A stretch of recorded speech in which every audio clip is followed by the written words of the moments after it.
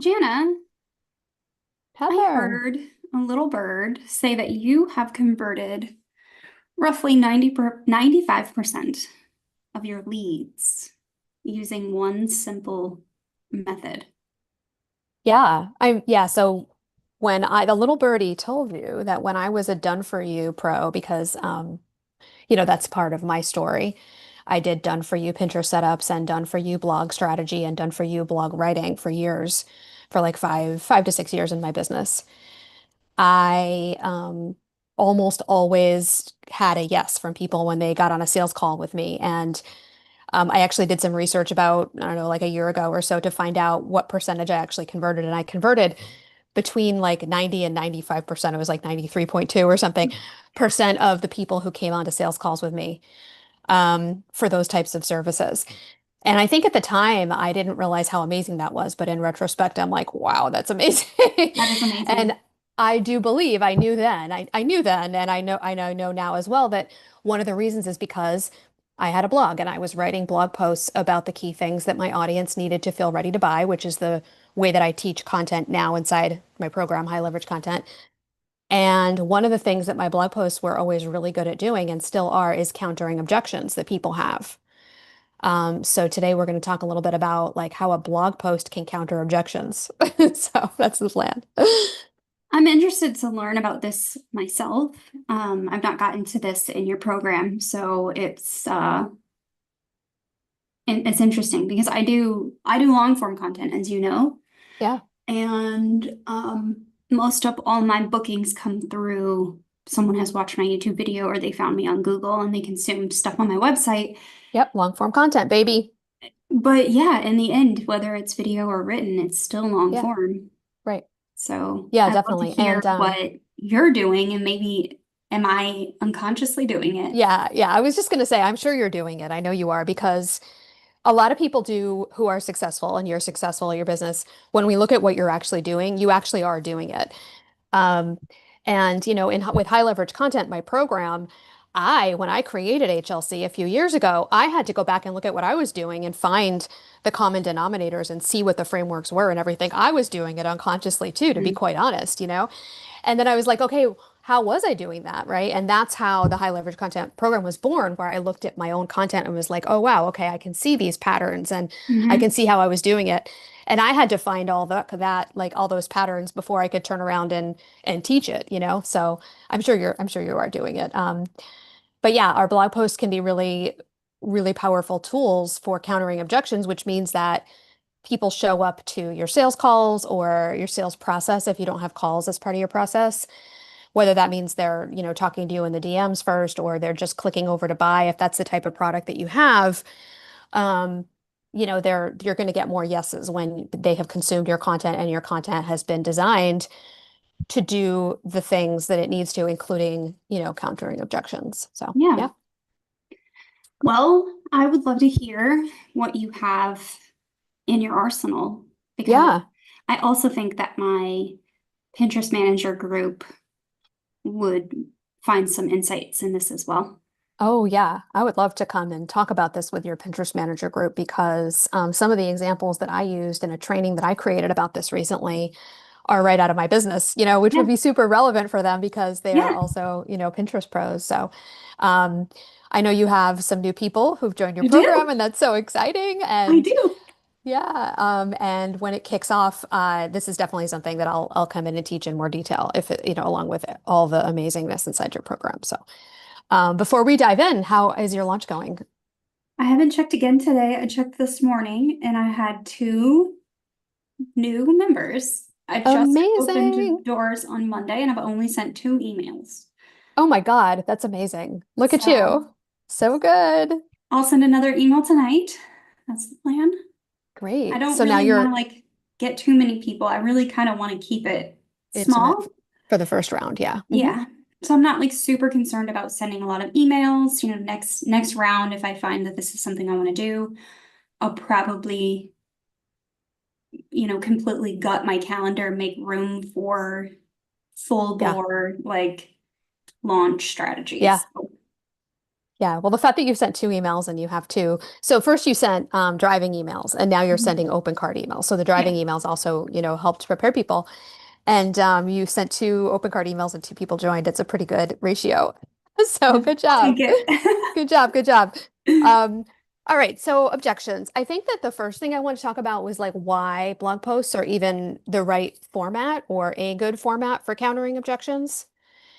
Um, and the first piece of it at a high level is really that long form content, I think, lends itself better to objection busting in a lot of ways because long form content gives us the ability to go a little deeper or a lot deeper.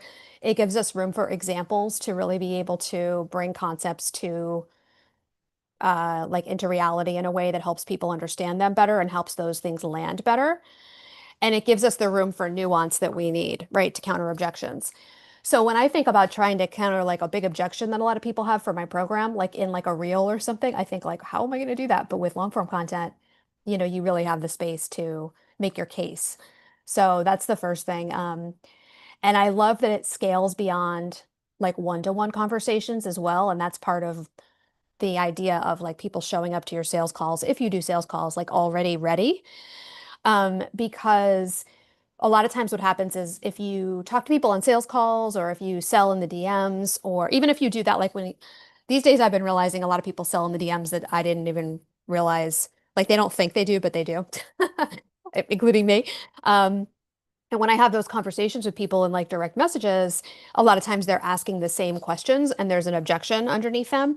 And so having content that people can consume gives you that ability to like have deeper conversations with people without actually having to have a separate deep conversation with each individual person. Like I've been finding recently a lot with my sales process because back in the day when I was converting all those sales calls, I was having sales calls. But now that I convert in a different way, people will ask me a question and I can give them like kind of an answer that is tailored to them and basically the way they ask the question because that's what people want and that's what I owe them, because they went out of their way to ask me a question. But also, I'll often refer them to a blog post to read. I'll say something like, "This is also like a really nuanced topic, and I wrote a whole blog post about it." So I'm happy to answer any more questions you have as well. But like, you might find this blog post helpful, and that often is what helps people. Like, it helps it gel for people when they see all those examples and they're spending, some time really like with my brain when we Yeah, only spent maybe 5 minutes, together in the DMs or something.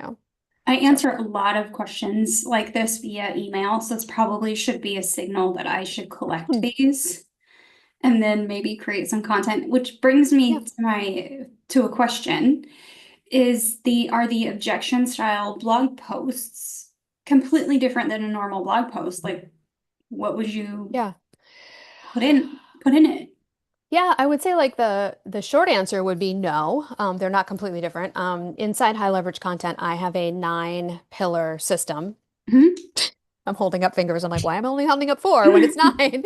Um, so there's nine I'm different gonna have types of you. right?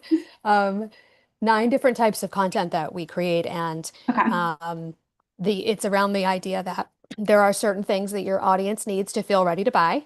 Okay. And I distilled that down into 9 types of content, right? And those are the 9 types of content that I was creating all those years. And Hmm. one of those 9 is content that answers objections.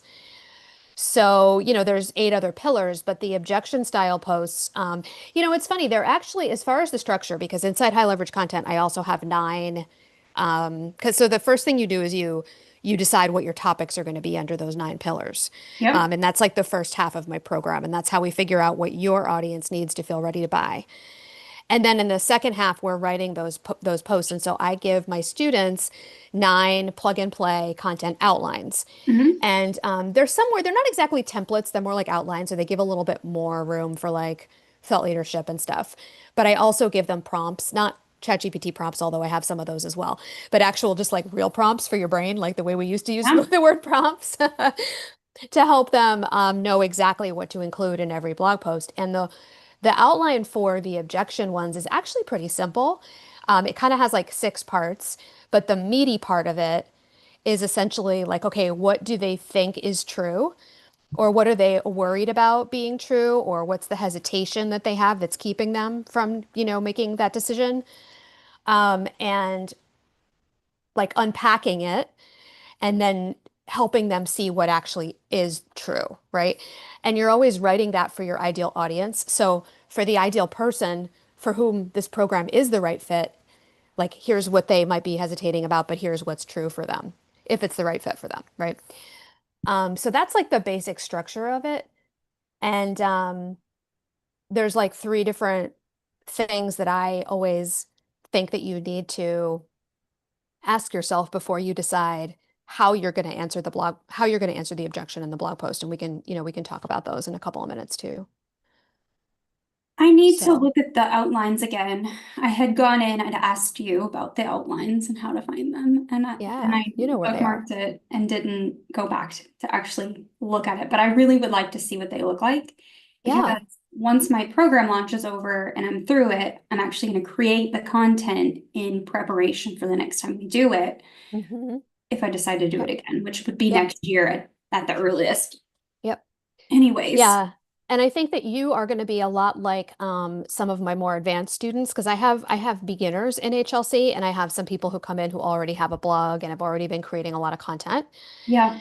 And sometimes what happens is when you go through the outline and the topic selection process that I teach first, and then the outline, you're probably going to realize, like a lot of my more advanced students do, that you already did write a blog post about that topic, but Mm, maybe you didn't write it in a way that is exactly like as optimized as it could be. And that's kind need of to like what this reframe. like, yeah, I would say, yeah. And that's I think what this like three prong um it's like a litmus test basically Mm, is that we'll talk about in a few minutes to help you make sure you're answering that objection the right way or not even in the right way but like in a way that's going to convert people because I see a lot of people trying to write objection content but it's not landing and usually it's for one of those like three reasons so but before we hop into that I just do want to say like as far as why a couple more reasons why is that when you write long form content that busts up objections like this, it actually does also position you as an expert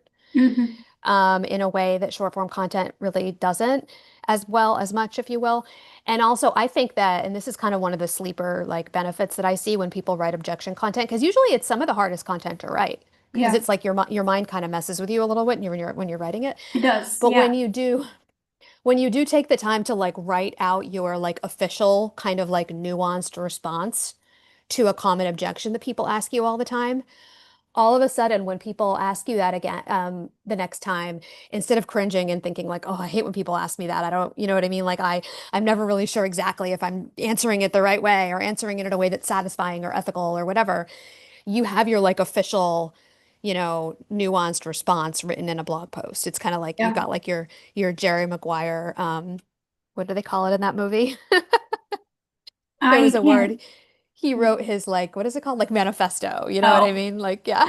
Do you remember that can't movie or are say. you too young? No, I've seen it, but it's been I watched it, but I never rewatched it, so I've only seen Mhm. it one time. Yeah, it's such a good movie, but we digress. Um, Yeah. yeah. So, and it really like when you answer objections in your content, when you go out of your way to provide this like nuanced, official, ethical response, to an objection, it really supports the customer journey, Yeah. so much. And I think it reminds us when we write this type of content that busting objections is not a yucky thing. It's actually like objections are like a normal part of people's decision making Yeah. when they're evaluating whether an opportunity is right for them. Yeah. And so having content that like acknowledges what their hesitations are and like works them through and helps them feel safe and confident to say yes if it is the right fit for them, right? Yeah. Is just like such a powerful like confidence boosting thing for so many people when they write this kind of content. So yeah, I just wanted to kind of like mention that I see that happening a lot too when people take the time to sit down and write this kind of content when they've never done it before. So yeah. Is there a closet behind you? Yeah, there is. Yeah, so I have yes. Oh, this door's open? It's not usually open. Is that No, what's it's not going usually on? open. Yeah, hold on. I noticed because I've been This there. one right here. Yeah, this is like one of our like old cedar lined closets in our old 1940s part of our house. That's for Yeah. moms. That's so smart. Well, it's yeah, exactly. I was gonna say, well, it's not for mops. It's they don't like it. But yeah, exactly. I mean, we didn't put it in. It's just there. Like, I actually don't really love them, but they smell nice. Technically, we should pull out everything and like sand them down a little bit, like once Ah, every couple years so that you like reinvigorate them. But do we do that? We do no, not do that. We do not do that. So, but yeah. never doing that. Um, yeah. Sorry, I have ADHD and I've been playing with my fidget and I got bored of it. But So the next thing was my closet. I get it. I get it. Believe me, I am easily pulled into that conversation myself.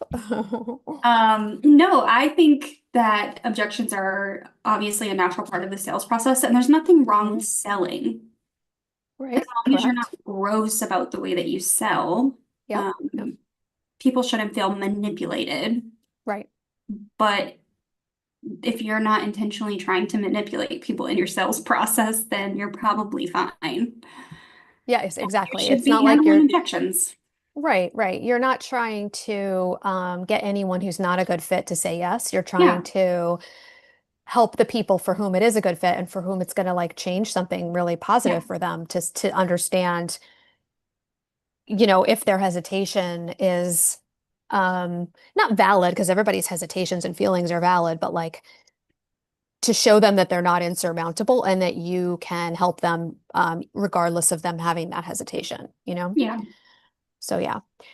Um, yeah. So why don't I share like these three Yeah, things? let me hear it. So this is all based on the idea that when you answer an objection, right, for Hmm. something, and I'm going to give a couple of examples of like objections that I have in this little presentation. So, one's a time objection. Let's say it's like for a Pinterest manager, maybe you hear somebody say, I'm already overwhelmed by Instagram and Facebook. I don't have time to add Pinterest, even though I hear people, do well with it and part of me wants it, but I don't know if I really have time to do it, right? Hmm. Another objection that I have in this little training that I have is a money objection for a coach. So I can't afford to invest in coaching right now. I need to sign more clients first, and then I'll be able to invest in coaching, for example, right? Let's say that's like a business coach. Another example that I have in this is, let's see, for a dating coach, because I love my dating coaches. Um, an objection that some people might have when they're thinking about hiring a dating coach to help them with online dating is dating just feels like a full-time job and it stresses me out and I don't have the bandwidth for it to like take over my whole calendar. Like I work, 60 hours a week because I'm trying to make partner and I, want to have time for my girlfriends and like self-care and stuff. I don't want like dating to take over my whole calendar and it seems like it could or it will if I commit to this. So those are like some examples of just like what are objections even, right? Usually they're like time, money. Is this something that I can actually like, will this really work for me given Hmm. my special circumstance? In this case, it's like I'm really busy. I work 60 hours a week trying to make partner. Okay. So those are the types of things we think of when we think of objections, just to like really spell it out for anyone who's like, oh, what do we mean? What are we talking about here? And when you're thinking about how you're going to answer that in a blog post and really in any content, there are like 1,000 things you could say, right? There are like, it's not like there's one like obvious answer that you want to give. Like there are 1,000 ways you could approach helping someone think through that. Yeah. And so when you choose the one that you want to write about, if you want it to convert, which we do, we don't want to write content just to write content because in my world we're writing content to convert clients. There's like three things we want to think about. Number one, we want the answer to actually feel appealing Yeah. to the people. It's a really easy tendency to just be like dumping an answer that feels safe to you and feels accurate and like super ethical, but it makes your program and the thing that you would do with that person if they say yes sound either like a lot of work or just really unappealing for some reason. Yeah. So that's the first one. It's like you want to make sure the answer you're giving is not like reinforcing the fear that they have. You actually want to reframe it so that you're showing um, them that like what you have for them to help them with this, it feels like ease, relief, efficiency, right? So that's the first thing. The second thing is you want to make sure you're actually talking about backing up your stance, if you will, on it with something concrete and like actionable, not just a mindset shift. There's a lot Yeah. of people who will say like for the dating objection, instead of like a really low converting answer to that dating objection that I'm not sure I have time. I work 60 hours a week as trying to make partner. A really low converting objection to that would be like, well, if you don't make time for it, you're not going to find the love of your life. Like it's worth it. It's like you're trying to shift their mindset, but you're not really giving them anything concrete. Um, and then that brings me to the third thing that you want to be thinking about is making sure that the answer you're giving them is actually a solution that you do inside your offer. And that's a really big one. Instead of just like coming up with like stuff that you think might convince them to say yes, you Yeah. want to be showing them how exactly inside your offer, like what frameworks you have, what systems you have, what features you have, how you've designed the container itself is designed to help them with that objection or to get the result without, like, even though they have that hesitation or that objection. So I'll give some examples, but those are Yeah, I like was the going three to ask if things you that I have an want people to think example. about.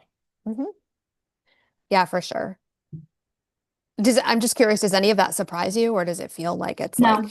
yeah, exactly. It's Mhm. like it doesn't surprise you, but when you think about it that way and you're like laying it out, it's like, oh, okay, that makes sense, Yeah, right? I don't think I've formatted content specifically this way, but I've definitely created content and talked to people Right, in this way.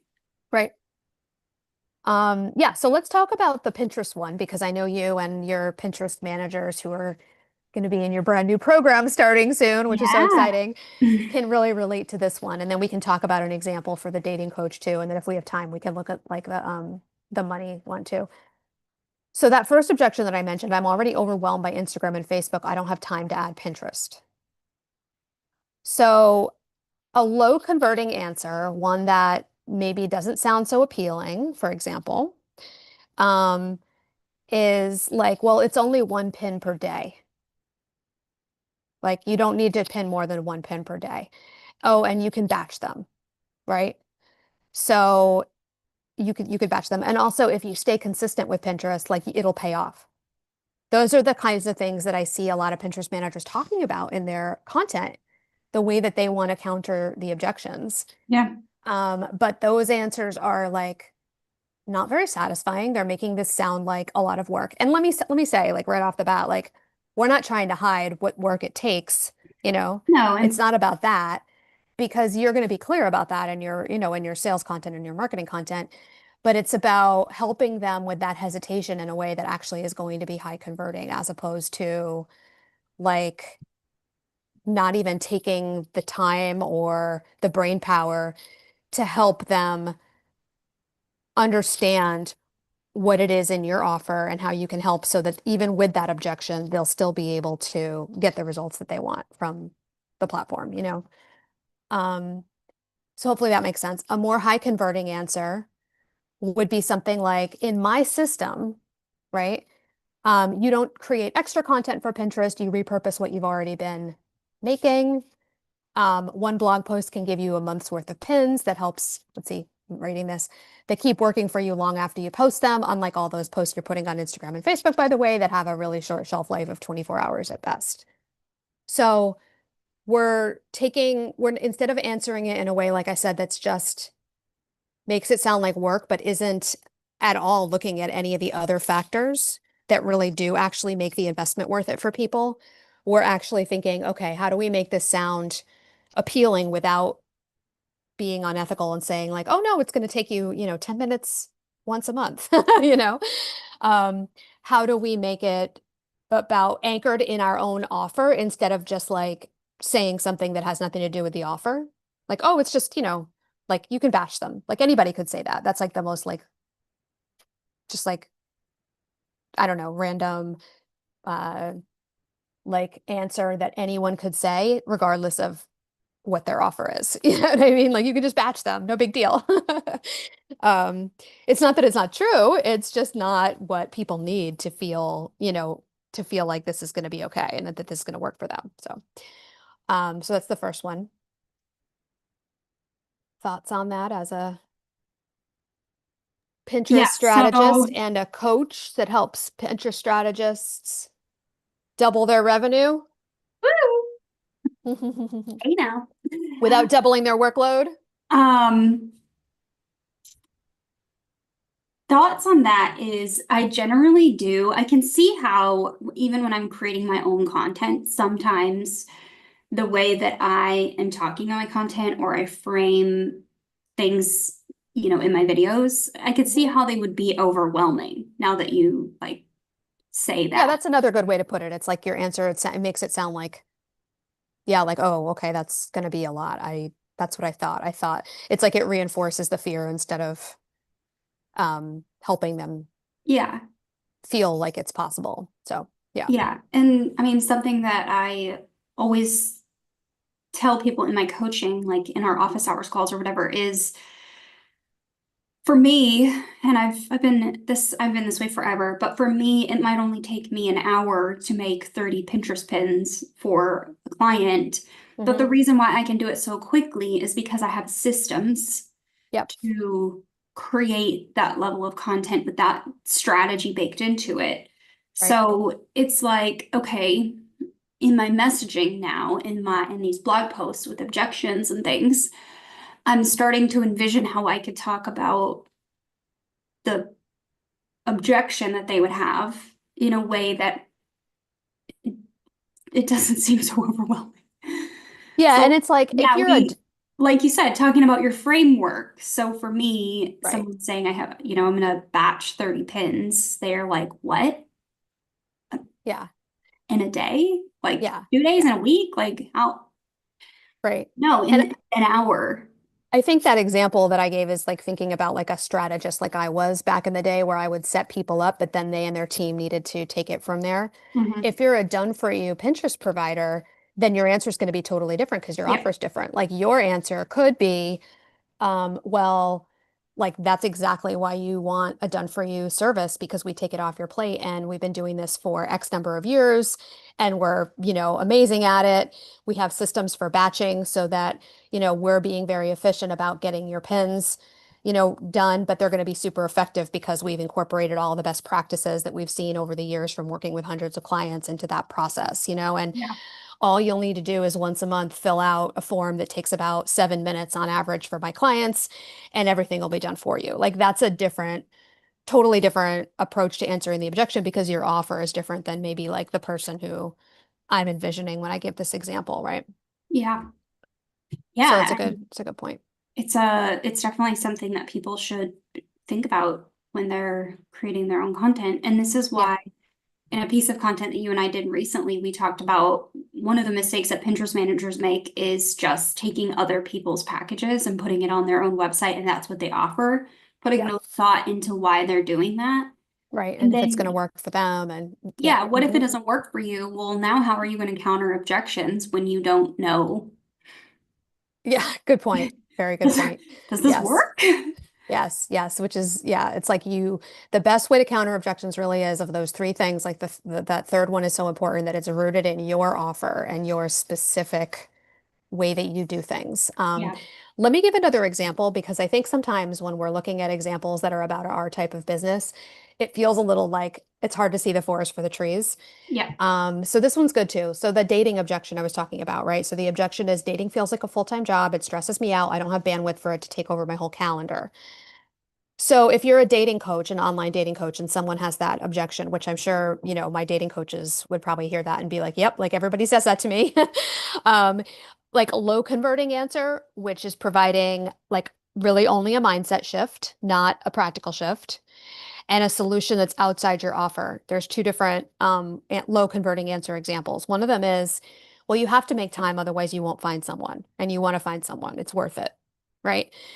Another example is, so that's just a mindset shift. Even if you say that in a really powerful way and it gets people thinking differently, it's still not going to be your highest converting answer because it's just a mindset shift. It's nothing that they can like shoot, like bite into and really like hold on to. Another low converting answer would be you can hire a personal assistant and free up time. A lot of my high achieving clients do that. So it's something that's just outside of your offer. It has nothing to do with your offer. It's advice that anyone could give, right? Um, a more high converting answer for an objection for this particular one would be in my coaching, I teach a 15-minute dating method. It's a framework that helps you screen matches and set up dates in just minutes a day. That way, you won't only invest in the opportunities, sorry, that way you only invest in the opportunities that are most likely to go somewhere for you. Because the real time waster in this situation is if you're spending lots of time communicating with people who just aren't a good match to begin with.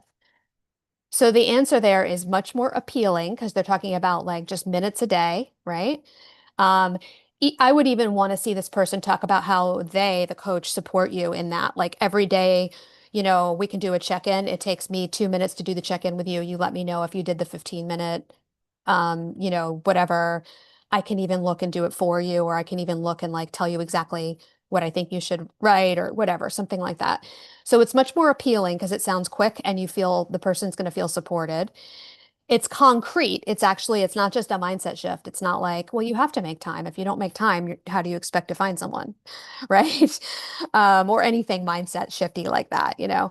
And it's rooted in your method. You're not like going into the outside world and saying, oh, just hire a personal assistant. Like I had a client who's also trying to make partner at a law firm, just like you, she doesn't have a lot of time. So we just hired her a personal assistant and now she freed up time so she can like do the dating thing.